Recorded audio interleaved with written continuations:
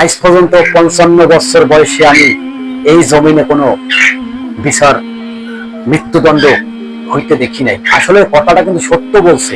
আমার বয়সে যেটুকু দেখছেন না, আমিও দেখি নাই। নাফিজার বাবা তো দেখে নাই, হাফিজার বাবা তো দেখে নাই, আমিও দেখি নাই। আসলে কথাটা রাইট।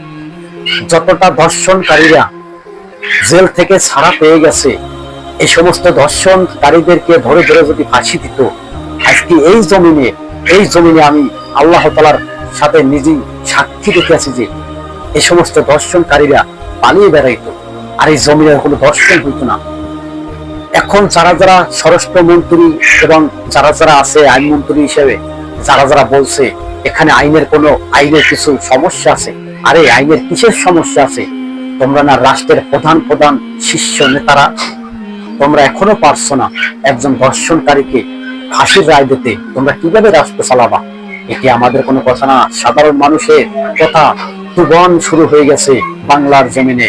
মাসুম বাচ্চারা নিরাপদ নাই।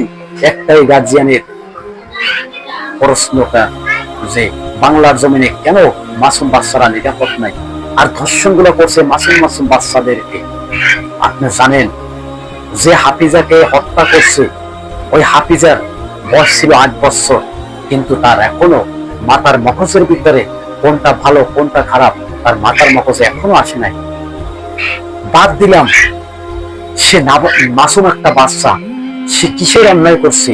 আরে মাসুম বাচ্চারা কোনোদিন অন্যায় করতে পারে?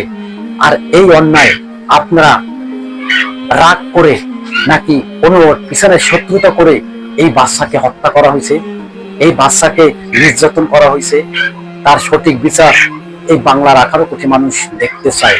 আর যদি বিচার করতে না পারেন, জনতার হাতে তুলে দিন বিচার কিভাবে করতে হয়, কিভাবে আইন দেখাইতে হয়, দেখিয়ে দেবো আমরা। আজকে আমরা এই সমস্ত ধর্ষণকারীকে পৃথিবী থেকে শেষ করে দিতে হবে। না হয় এই ধর্ষণকারীরা, আপনার মা নাই, আপনার বোন নাই, আপনার মেয়ে নাই, স্বরাষ্ট্রমন্ত্রীকে বলবো, এই স্পষ্ট ঘোষণা দিয়ে বলবো, বাংলাদেশের ভিতরে যদি ধর্ষণ বন্ধ না হয়, মনে রাখবেন এর মুখোমুখি কিন্তু আপনাদেরকে হতে হবে। এটি আমাদের কোনো কথা না, এগুলো কিন্তু সাধারণ মানুষের কথা। দর্শক, আপনাদেরকে একটা রিপোর্ট দেখাই, রিপোর্টটা দেখুন। নাফিজার বাবা বলছে এই জমিনে আমি কোনো বিচার চাই না। সাংবাদিক প্রশ্ন করছে যে আপনি কি বিচার চান? সে বলছে আমি কোনো বিচার চাই না, আমার 50 বয়সের ভিতরেও আমি কোনো একটা বিচার দেখি নাই, রেকর্ড নাই, তাই আমি কি বিচার দেবো? আমার বিচার দিয়ে লাভ নাই। আজকে যে সমস্ত আইনমন্ত্রীরা আছেন তাদেরকে বলতে চাই, আপনারা বিচারটা করে দেখিয়ে দিন যে না, বাংলার জমিনে এখনো বিচার আছে, আইন আছে,